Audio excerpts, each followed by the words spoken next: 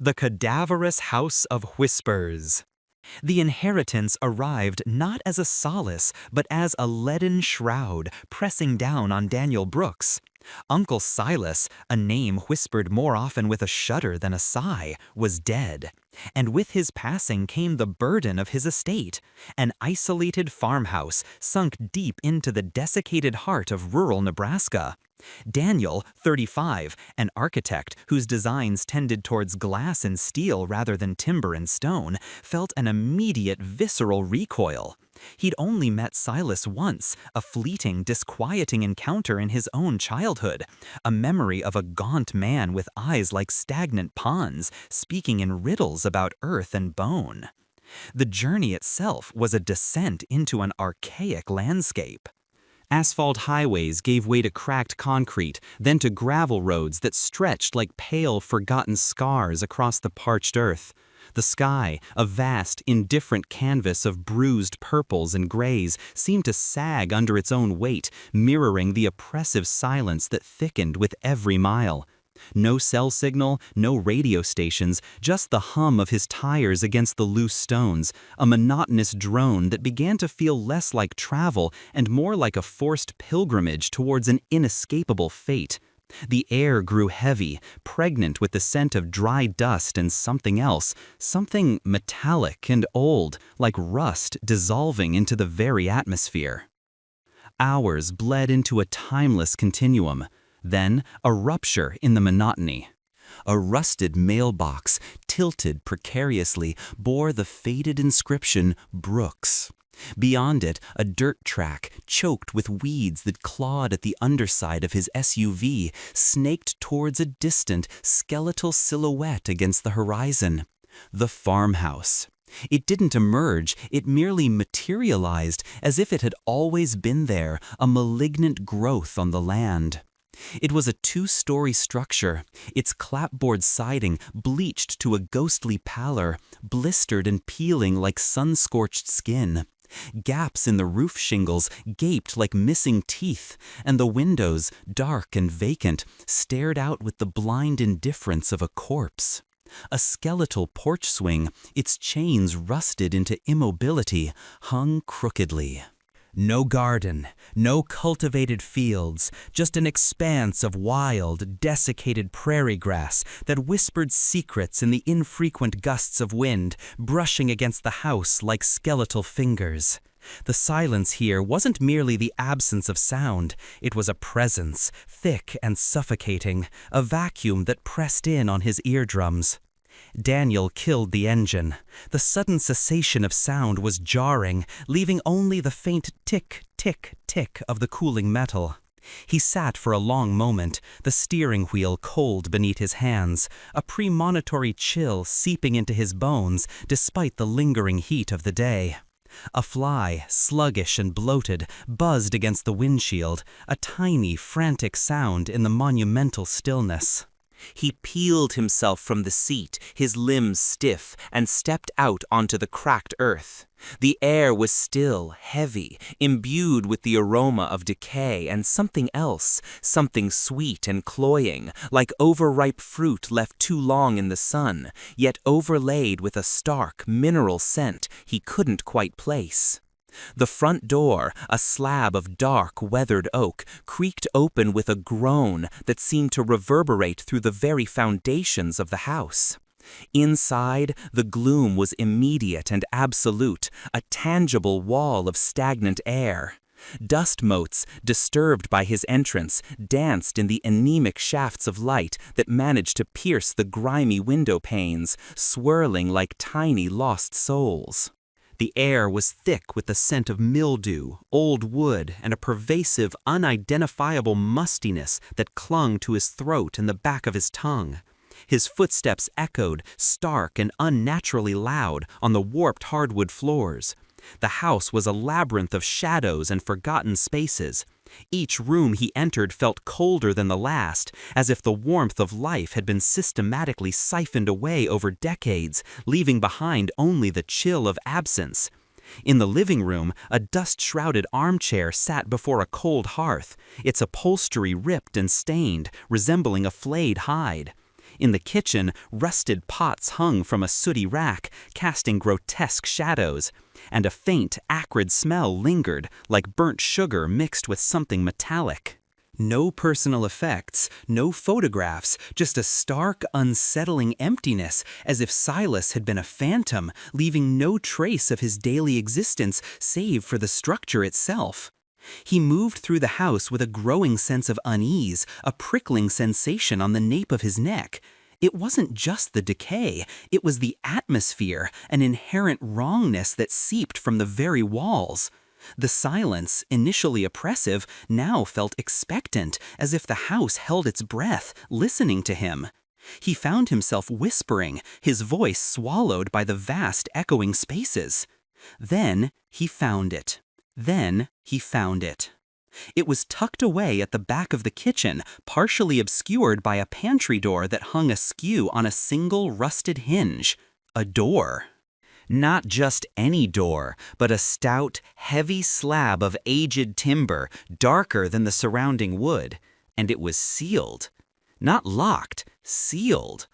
Dozens of rusty spikes, thick and gnarled, had been hammered through the wood, crisscrossing the surface in a desperate, haphazard pattern. Their heads were flattened, mangled, as if driven with frenzied, brutal force. Each spike was deeply embedded, tearing at the wood, leaving splintered scars that radiated outwards like miniature wounds. The metal was a deep, virulent rust color, flaking away in places, and a faint, coppery tang, almost imperceptible beneath the mildew, seemed to emanate from them. It was a crude, desperate fortification, designed not to keep intruders out, but to keep something in. His gaze dropped. Below the spikes, along the bottom edge of the door and bleeding onto the surrounding wall, was a series of crude, looping sigils. They weren't drawn with paint or charcoal. They were etched, smeared, layered. A thick, dark substance, flaky and brittle with age, clung to the plaster and wood grain.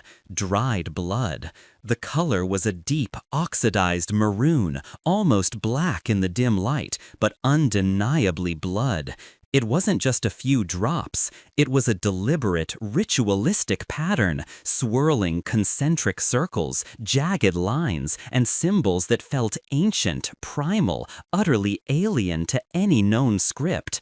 They looked like desperate prayers, or perhaps warnings, scrawled by a frantic hand. A knot of ice formed in Daniel's stomach, tightening with each ragged beat of his heart.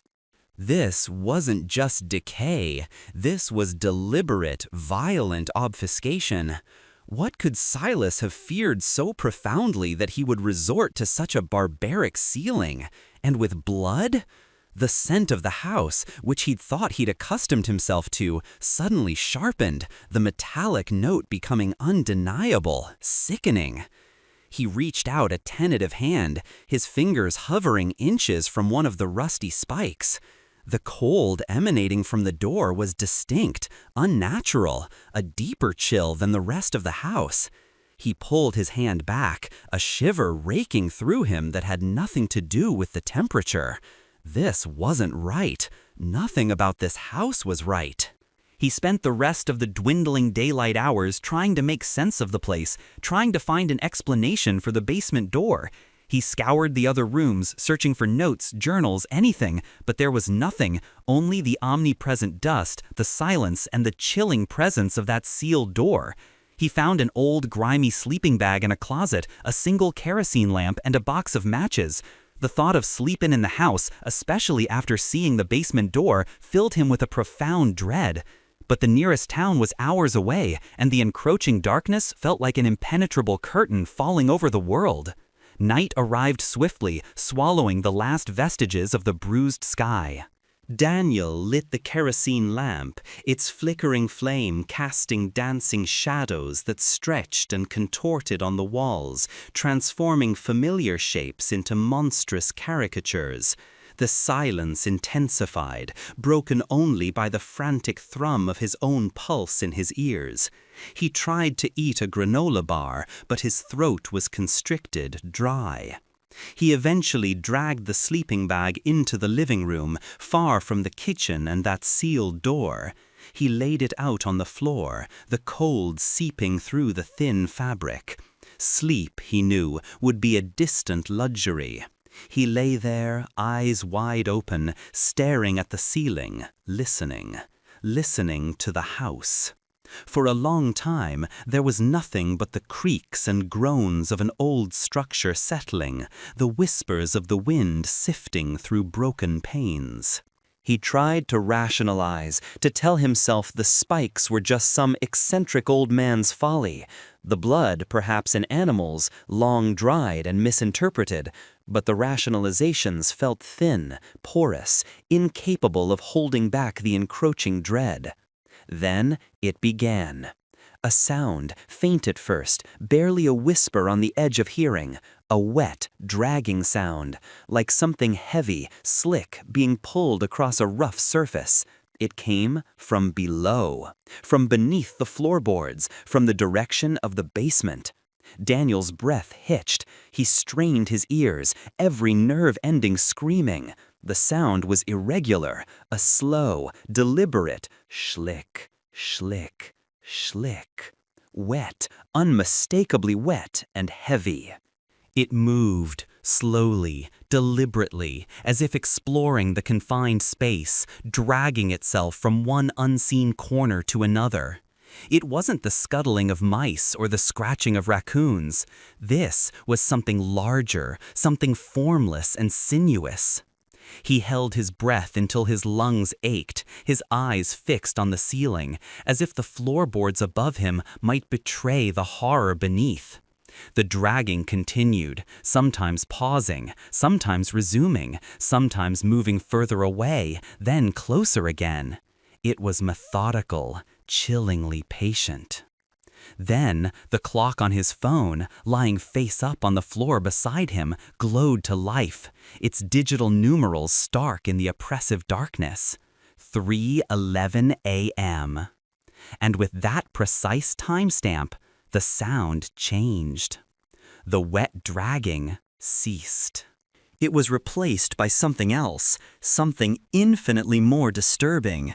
A chewing sound, wet, rhythmic, sickeningly audible, as if something ravenous was at work directly beneath him.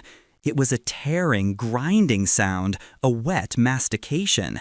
Daniel could almost feel the vibrations through the floorboards, a subtle tremor that resonated deep in his chest.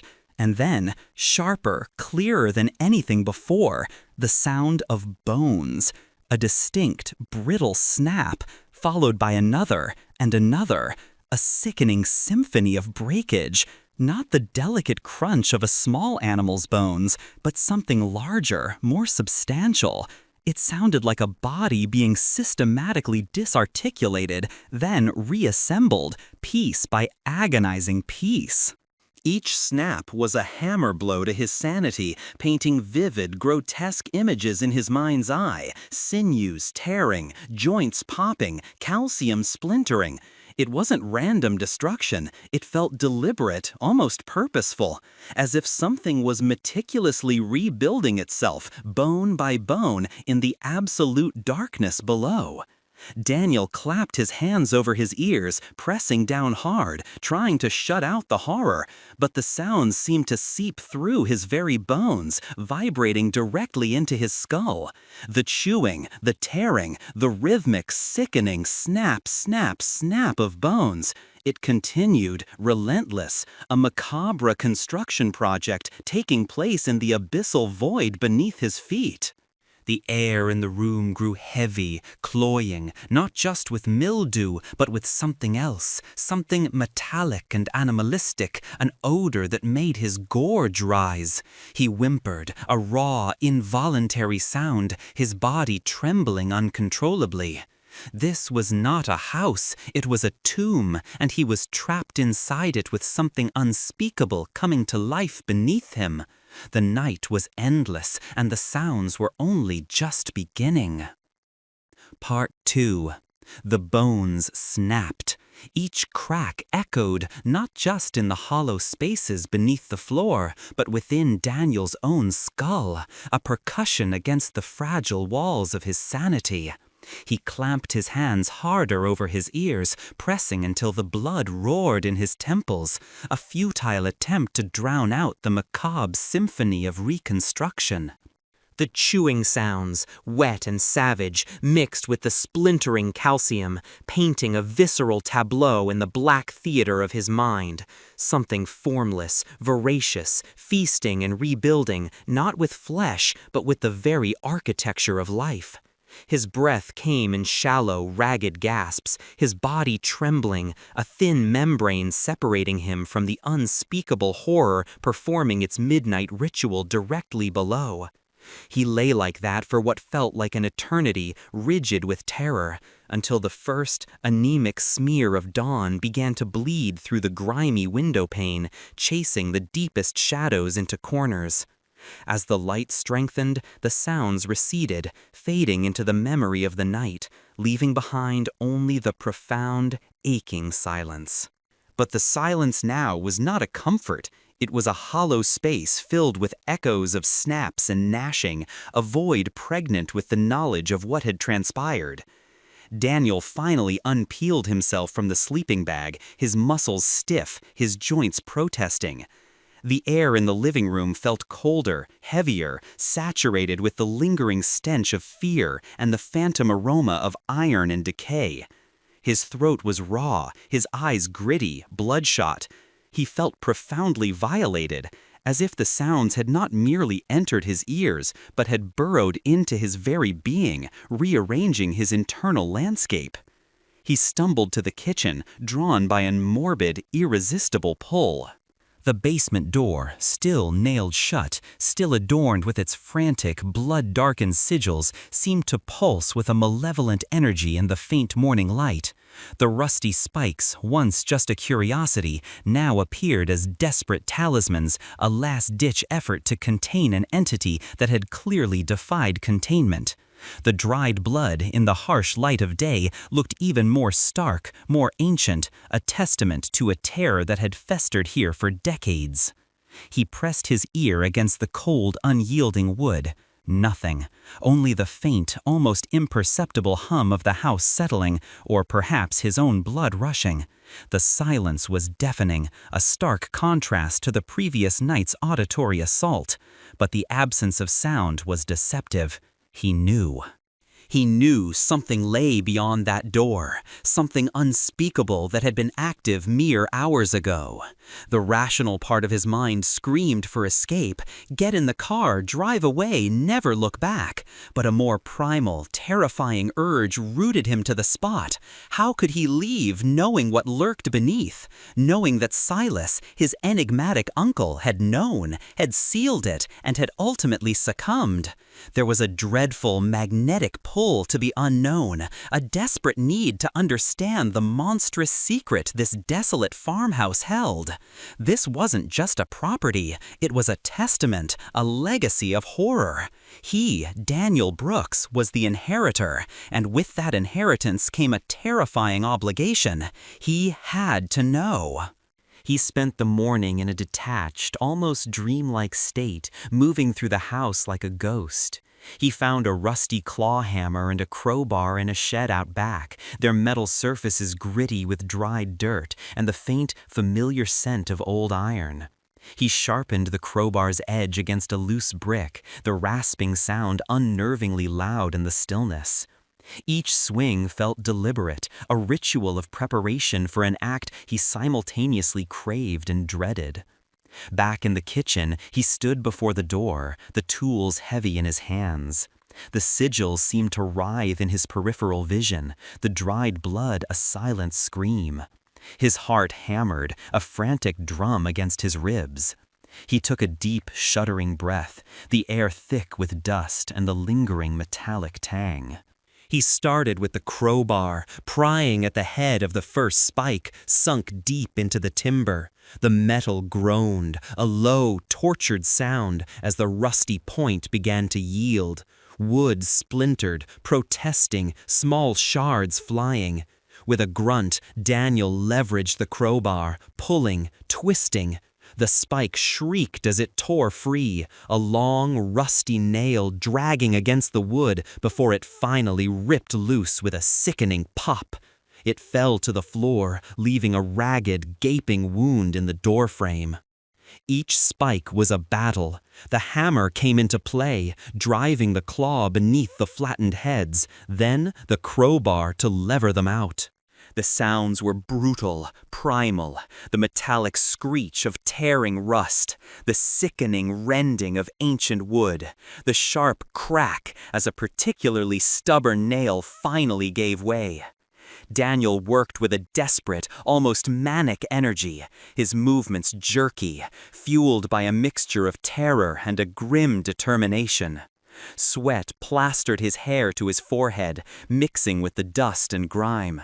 His hands bled in places, small nicks from the jagged metal, but he barely registered the pain. He counted them. 47 spikes.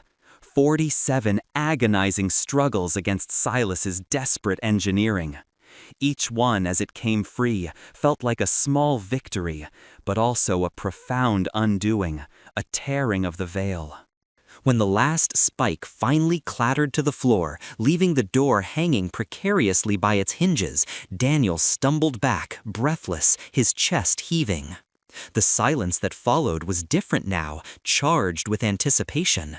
The door, freed from its bondage, hung ajar by a fraction of an inch, revealing only absolute, impenetrable blackness within.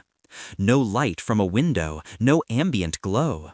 Just a void, deeper and more profound than any natural shadow. And from that void, an odor, rising like a miasma.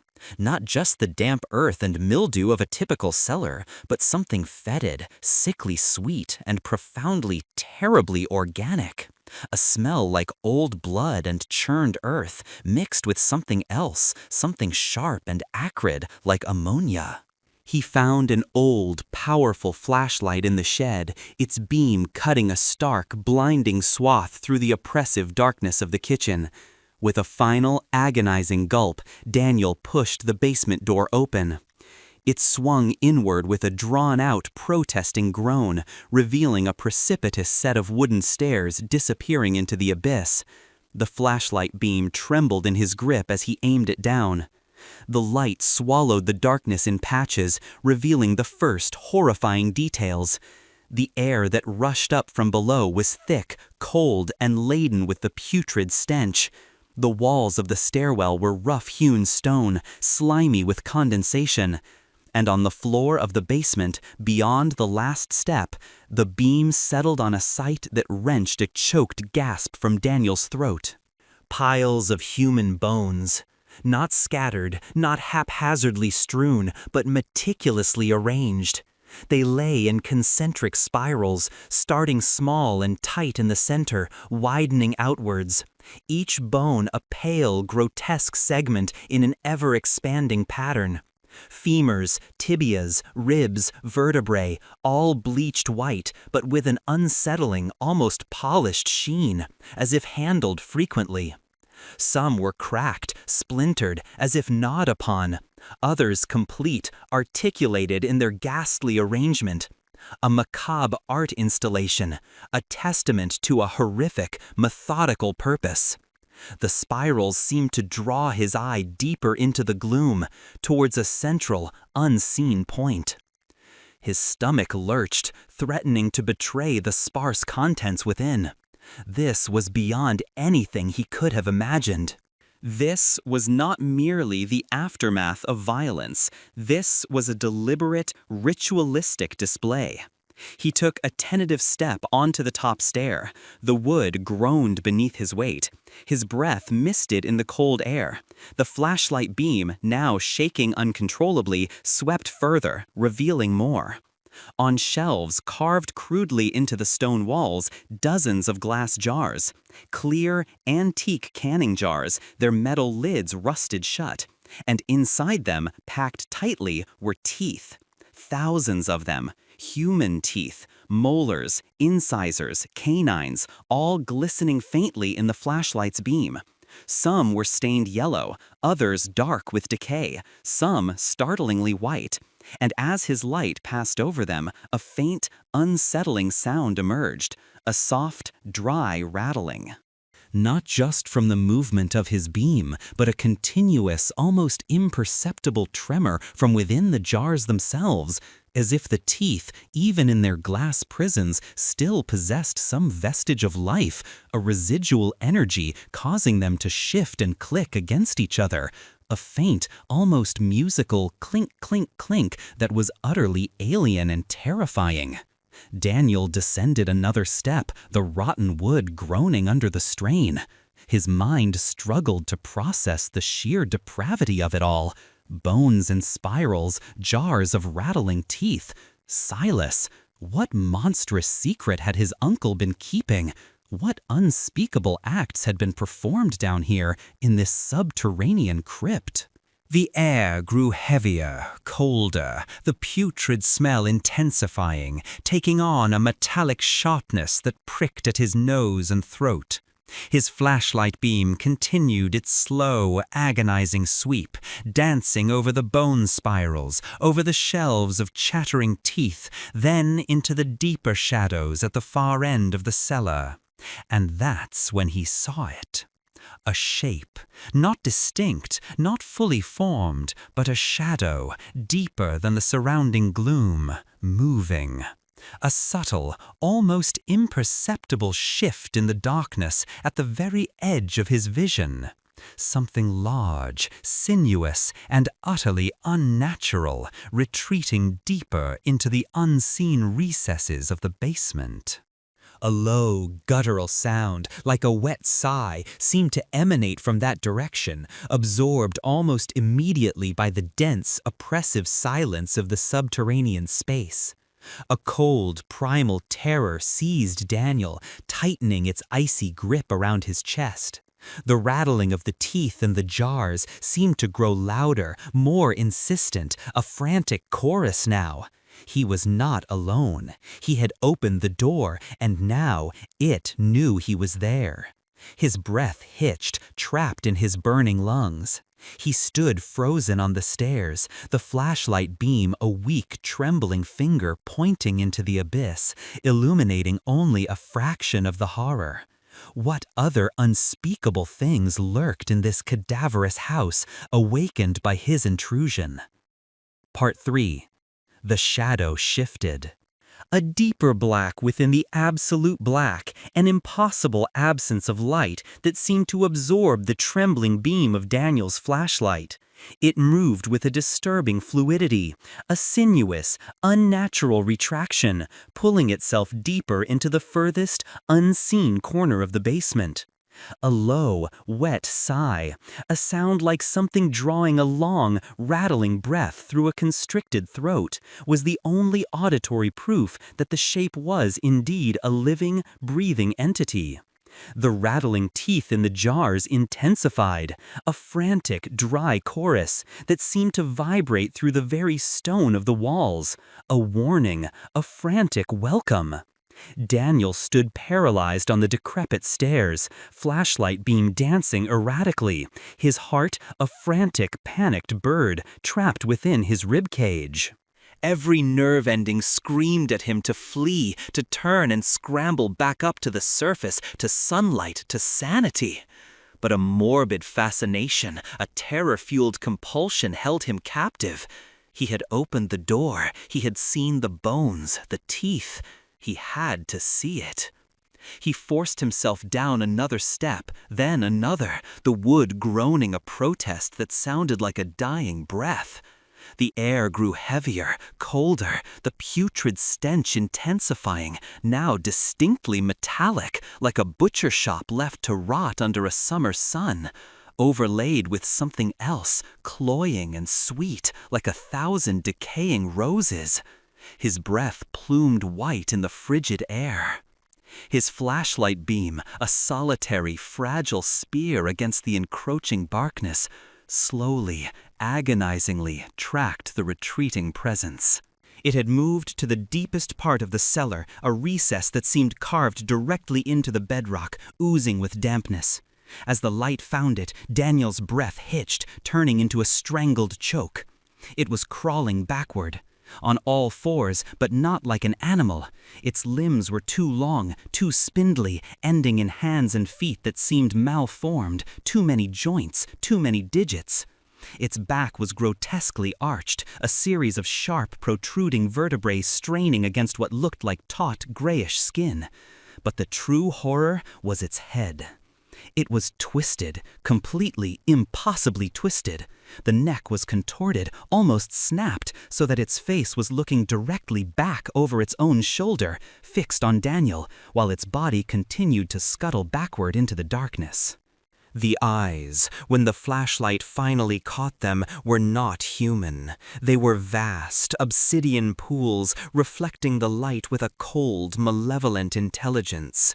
Its mouth, a thin, unnaturally wide slit, was set in what might have been a rictus of hunger, or perhaps a silent, predatory smile. There was no hair, no discernible features beyond the eyes and mouth, just taut, stretched skin over a malformed skull. It was a nightmare given substance, a creature birthed from the deepest pits of unreason. The rattling of the teeth in the jars reached a fever pitch, a frantic, high-pitched cacophony. And then, from the creature, a sound emerged. A whisper, but not a single voice.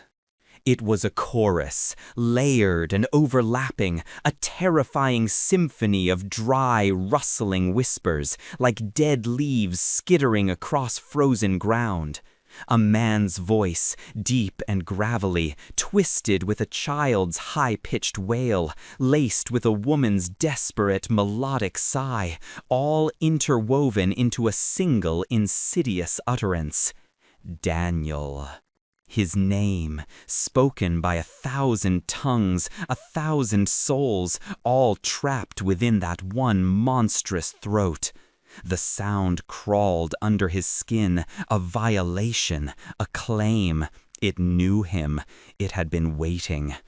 His legs buckled. He fell to his knees on the last step, dropping the flashlight. It clattered down, rolling to a stop on the damp earth floor, its beam pointing erratically upwards, illuminating the creature from below.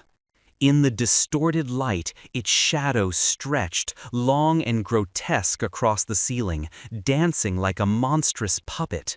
The walls, the stone walls of the basement, slick with moisture, began to move. A subtle, rhythmic pulsation. A slow, steady thump, thump, thump, like a colossal subterranean heart beating deep within the earth. The entire structure of the cellar, the very ground beneath his feet, seemed to resonate with this impossible rhythm. It wasn't an echo, it was an internal vibration, a living pulse. The house itself was alive, a monstrous, breathing entity, and he was trapped inside its beating heart. The creature began to move forward now, still with that horrifying backward crawl, its head twisted, those obsidian eyes never leaving Daniel.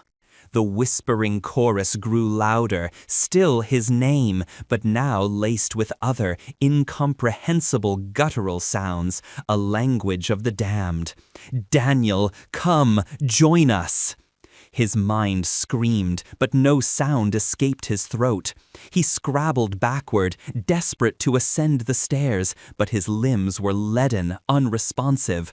The rhythmic thump-thump of the walls vibrated through him, disorienting, sickening.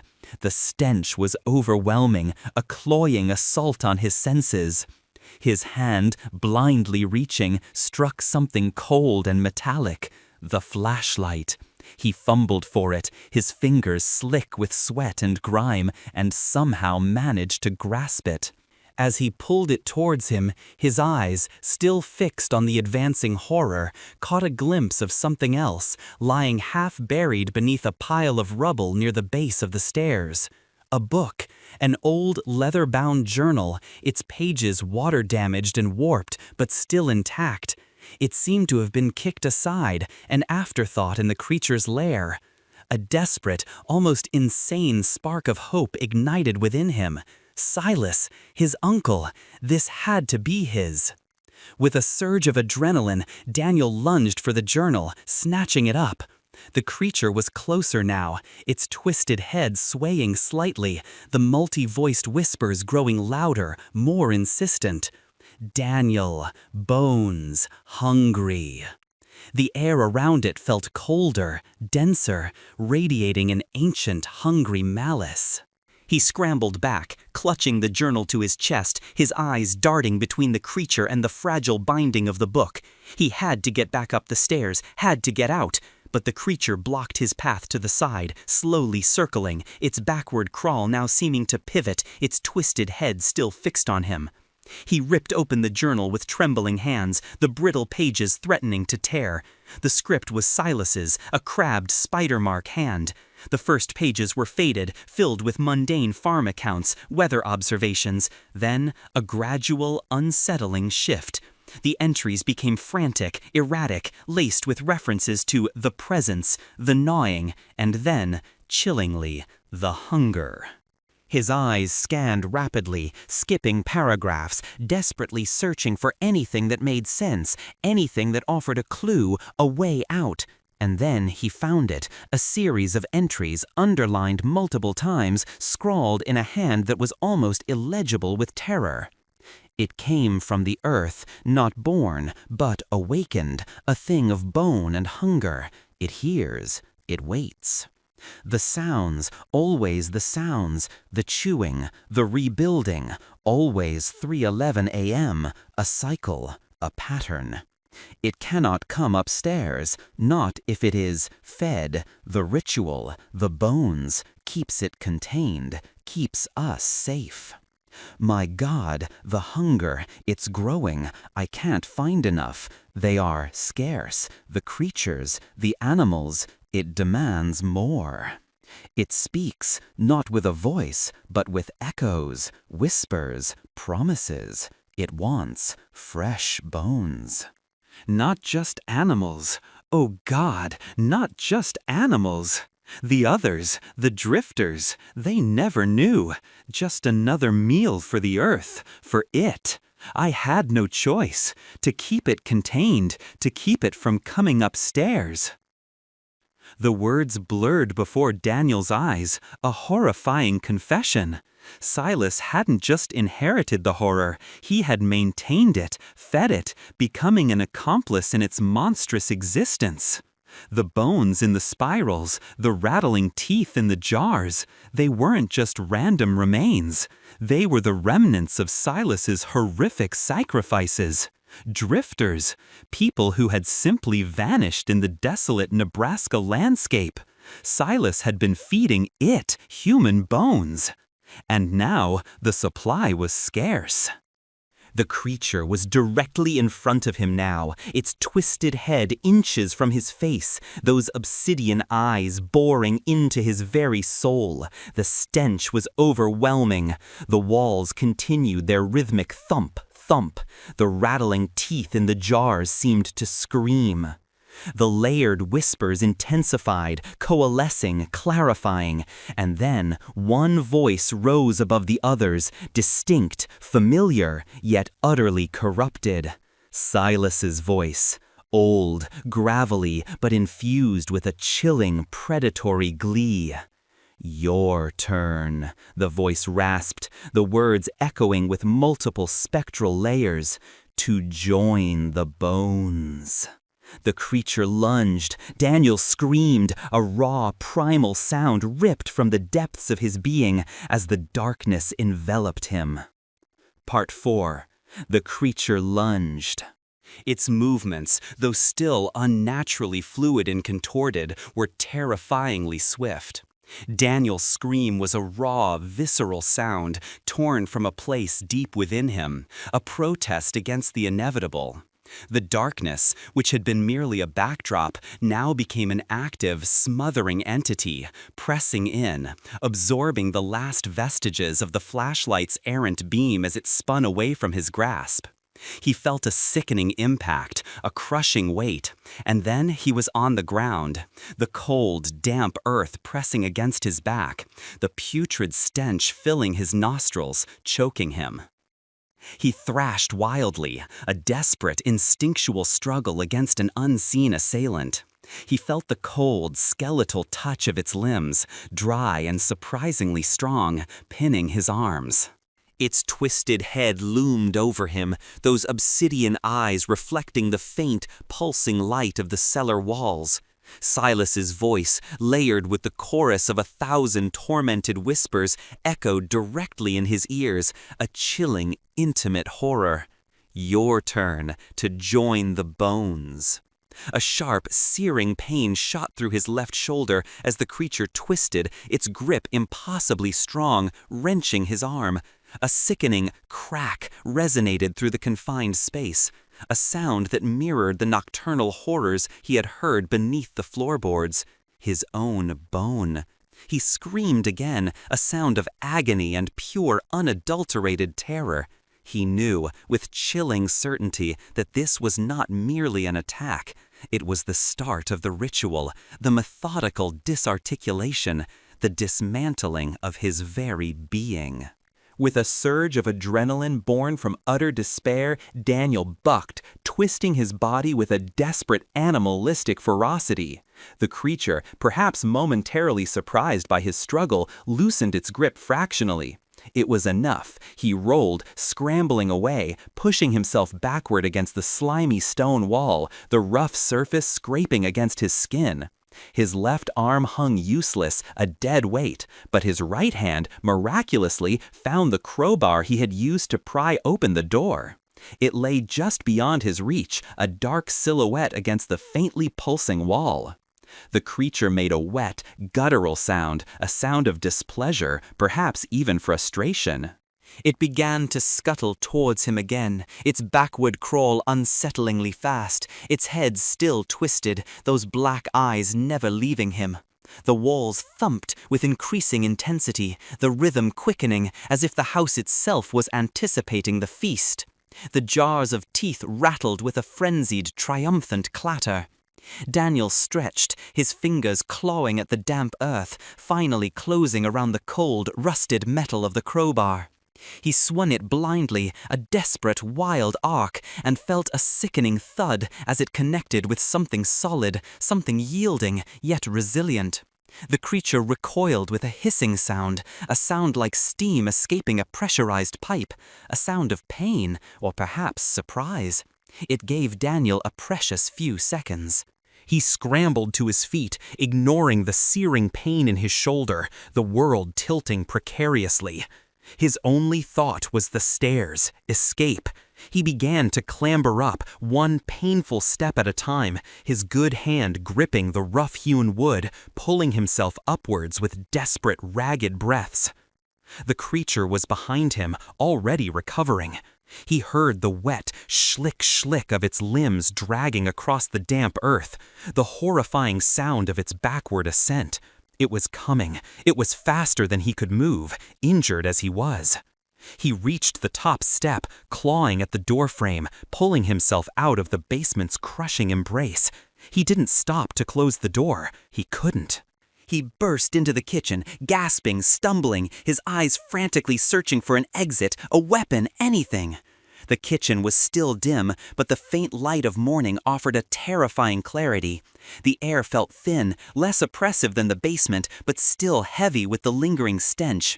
He heard the creature emerging from the cellar behind him, the distinct clunk-clunk of its malformed feet hitting the wooden floorboards. He grabbed a heavy cast-iron skillet from the counter, its weight comforting, if futile in his trembling hand. He spun around, his back against the counter, facing the basement door. The creature emerged fully into the kitchen, its twisted head swiveling, those obsidian eyes locking onto him. Its body was a grotesque parody of human anatomy, limbs too long, joints too many, skin a sickly gray. It moved with a horrifying, disjointed grace, still maintaining that backward-facing head, its neck at an impossible angle. The whispers, now louder, filled the kitchen, a cacophony of lost voices still articulating Silas's predatory glee. No escape, Daniel. You are the last offering. Daniel's mind raced, a frantic, desperate search for a solution. The journal, he'd dropped it in the basement. The information, the ritual, feeding the creature bones so it does not come upstairs? He was upstairs now. What did that mean? What did it want? His eyes darted around the kitchen, landing on the sealed basement door, the rusted spikes, the blood-darkened sigils. Silas had kept it downstairs. He had fed it to keep it from coming up.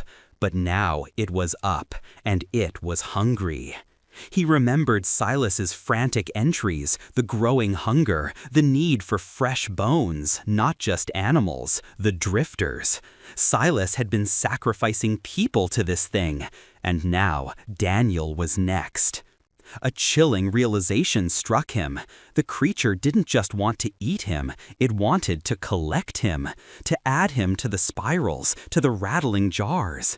It was a collector, an artisan of suffering, building its macabre gallery. He took a step back, skillet held aloft, a pathetic defense. The creature advanced, its grotesque form filling the doorway, blocking his path to the living room, to the front door.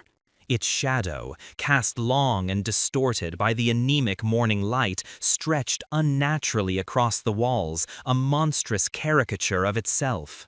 Suddenly, a new sound, distinct from the creature's whispers, pierced the air, a faint, almost imperceptible creak from the floorboards above. Daniel's head snapped up. The upstairs. Was there something else? Or was it just the settling of the old house, amplified by his terror? The creature paused, its twisted head tilting slightly, as if listening. The whispers momentarily faltered, replaced by a low, guttural growl that seemed to vibrate through the very floor. Its obsidian eyes, for a fleeting moment, seemed to lose their singular focus on Daniel, darting upwards, towards the ceiling, towards the source of the subtle sound. A flicker of hope, thin and fragile, ignited in Daniel's chest. Could there be something else here? Something Silas hadn't mentioned? Or was it merely a distraction, a momentary reprieve before his inevitable fate? The creature, as if making a decision, let out another low, rumbling growl, and then, with surprising speed, spun around.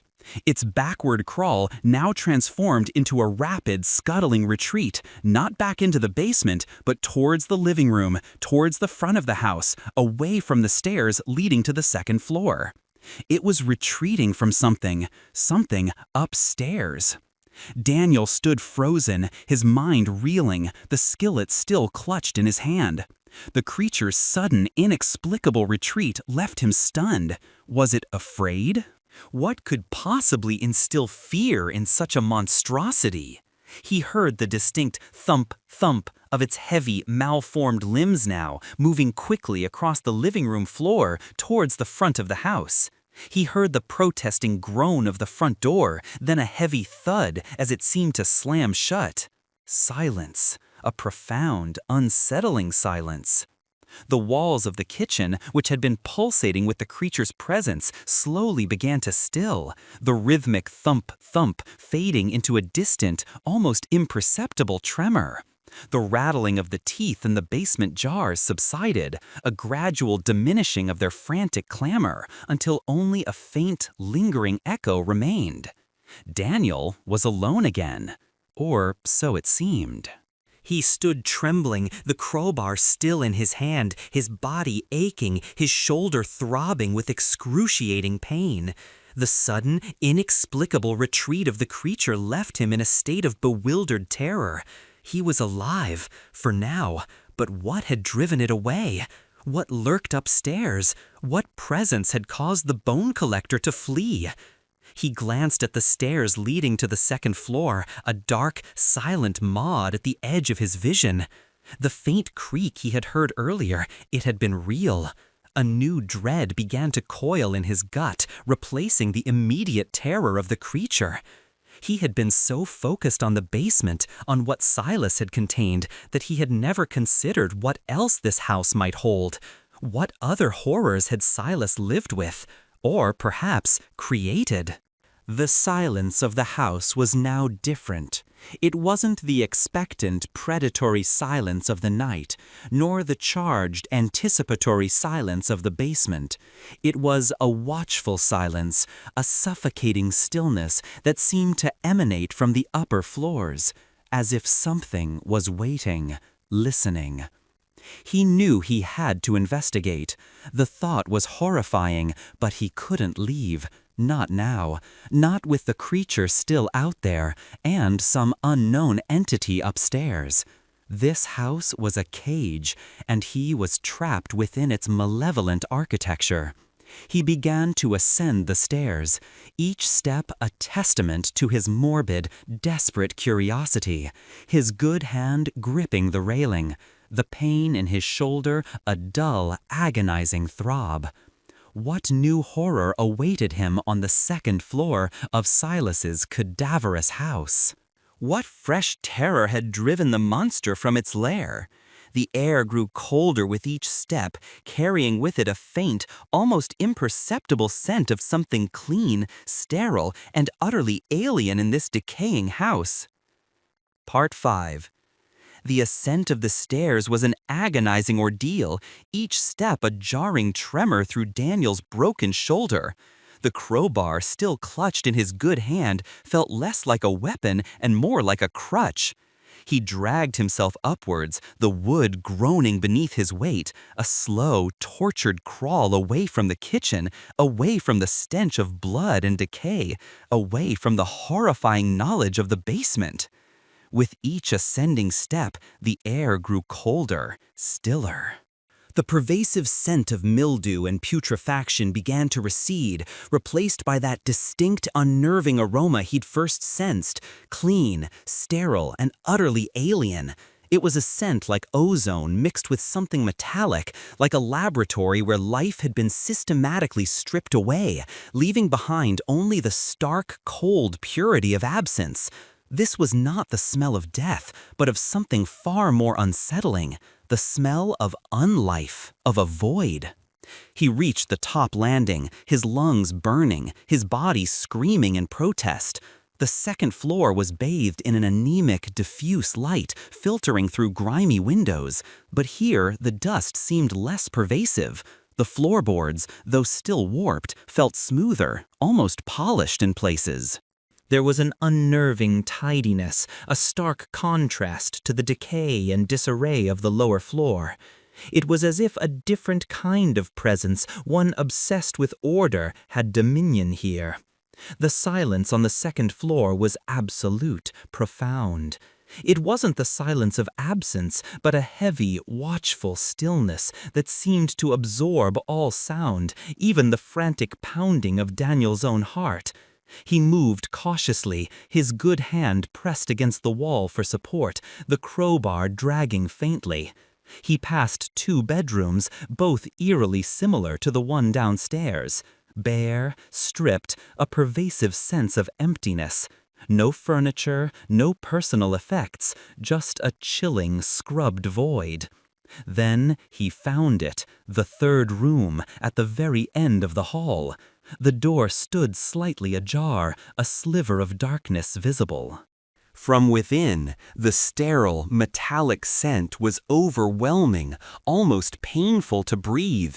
It felt like walking into a vacuum. He pushed the door open slowly, the hinges making no sound in the oppressive stillness. The room was empty, utterly, profoundly empty. No dust motes danced in the anemic light. The floorboards were bleached, almost white, and the walls were covered, not with the frantic, blood-darkened sigils of the basement door, but with intricate, geometric patterns. They were etched, carved, or perhaps burned directly into the plaster, glowing with a faint, pulsing luminescence. The lines were impossibly fine, perfectly straight, forming complex, interlocking shapes that defied earthly geometry. They pulsed with an inner light, a soft, ethereal blue, casting an unsettling, cold glow on the stark white floor. It was like standing inside a cosmic blueprint, a diagram of something utterly beyond human comprehension. In the center of the room, on the bleached floorboards, lay a single object. A shallow obsidian bowl, its surface polished to an unnatural sheen, reflecting the faint blue light of the walls. It radiated an intense, focused cold, a chill that seemed to penetrate Daniel's very bones. As he approached, a profound sense of disorientation washed over him. His memories, his very sense of self, began to fray at the edges. He felt a sudden, inexplicable void within his mind, a gaping hole where his past should be. Names, faces, events, they became indistinct, like photographs left too long in the sun. He struggled to remember his own name, his purpose, how he came to be in this terrifying house. The feeling was not fear, but a far more insidious horror, the slow, systematic unraveling of his identity. His thoughts became sluggish, disconnected, as if his consciousness was being siphoned away, absorbed by the sterile, pulsating patterns on the walls. This was the horror that repelled the visceral monster downstairs, not consumption, but erasure. Silas, the journal.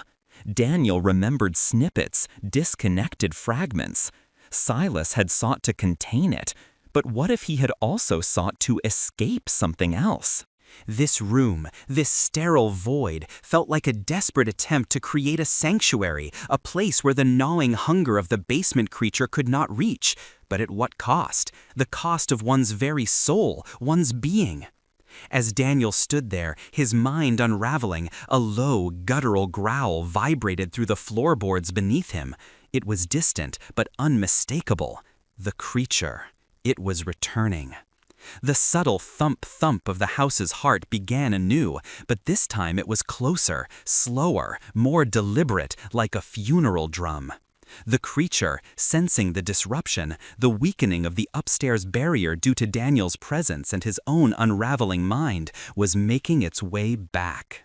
The obsidian bowl in the center of the room seemed to flicker, its cold luminescence dimming as if the protective energy was draining away. Daniel felt a jolt, a sudden horrifying clarity, as if his mind had briefly reasserted itself against the encroaching void. He understood. This room, this sterile architecture of light and cold, was Silas's desperate final gambit, a psychic nullifier, a barrier not of wood and spikes, but of pure existential emptiness. It was the only thing that kept the basement entity at bay, and now he had broken it. Panic, raw and visceral, flooded through him, cutting through the mental fog. He turned, staggering, his broken shoulder screaming in protest. He had to get out. He had to reseal the door. He had to restore the balance, somehow. He stumbled out of the room, the geometric patterns pulsing behind him, already feeling the oppressive cold recede, the sterile scent giving way to the familiar, sickening reek of the house. He lurched down the hall, half running, half falling, his good hand scraping against the wall. The thump-thump of the house's heart grew louder, faster, now directly below him. He reached the top of the stairs leading down to the kitchen. The air was thick, heavy with the metallic tang of dried blood and fresh fear. The kitchen below was dark, silent, too silent. Then a whisper. Not the layered chorus of the basement, not the disorienting unraveling of the upstairs. A single, distinct voice, gravelly and old, yet imbued with a profound, unholy hunger. Silas's voice. It came from the bottom of the stairs. Daniel froze, peering into the gloom. He couldn't see it, but he could feel its presence, radiating an ancient, predatory malice. It had bypassed the kitchen, moving directly to the base of the main staircase, cutting off his escape. You awakened it, Daniel, Silas's voice rasped, the words echoing not just from the shadows, but from within Daniel's own mind, a chilling internal monologue. You undid my work. Now it hungers anew. Then a shape emerged from the shadows at the foot of the stairs. Not the creature itself, but its shadow. It stretched unnaturally long, impossibly distorted, blacker than the surrounding gloom, reaching up the stairs like a grasping skeletal hand. It was the creature's true form, perhaps, a manifestation of its pure, consuming essence. It pulsed, grew, writhed, enveloping the first few steps in its suffocating darkness. Daniel felt a profound chill, not just from the cellar's cold, but from a spiritual dread that permeated his very being. He was trapped. The sterile void upstairs, the visceral monster below. He had nowhere left to run. The shadow surged, flowing up the stairs, taking on a more defined, monstrous shape. He could now make out the twisted head, the malformed limbs, all rendered in a terrifying, two-dimensional blackness that seemed to suck the light from the air. And then the creature itself began to ascend, its wet, schlick-schlick dragging sound echoing in the stairwell. Its obsidian eyes, fixed on Daniel, gleamed with a malevolent triumph. Your turn. Silas's voice, layered with the whispers of countless lost souls, resonated through the staircase, growing louder, closer. To join the bones. Daniel screamed, a desperate, animalistic shriek ripped from his throat as the creature's shadow enveloped him, cold and suffocating. He felt the first brutal impact, a crushing force, and then the familiar, sickening sound. A loud, brittle crack, his shin bone. Then another, snap, his arm, the good one this time, twisting at an unnatural angle. The sounds continued, a horrifying symphony of destruction, each crack and snap a hammer blow to his remaining sanity, each sound vibrating through the very structure of the house. His ribs, his spine, his skull, systematically, methodically broken. He felt his body contort, his limbs wrench, his muscles tear. The pain was beyond imagining, a searing, all-consuming agony that quickly gave way to a detached, horrifying awareness as his own bones were rearranged, dismantled, prepared. The last sound Daniel heard, before the darkness consumed him entirely, was the wet, rhythmic chewing already beginning, accompanied by the distinct, sickening clink, clink, clink of thousands of teeth rattling in glass jars, welcoming a new addition to their macabre collection. The creature's shadow, impossibly long and grotesque, stretched unnaturally up the stairs, then began to recede, pulling its broken meal back down into the abyssal maw of the basement.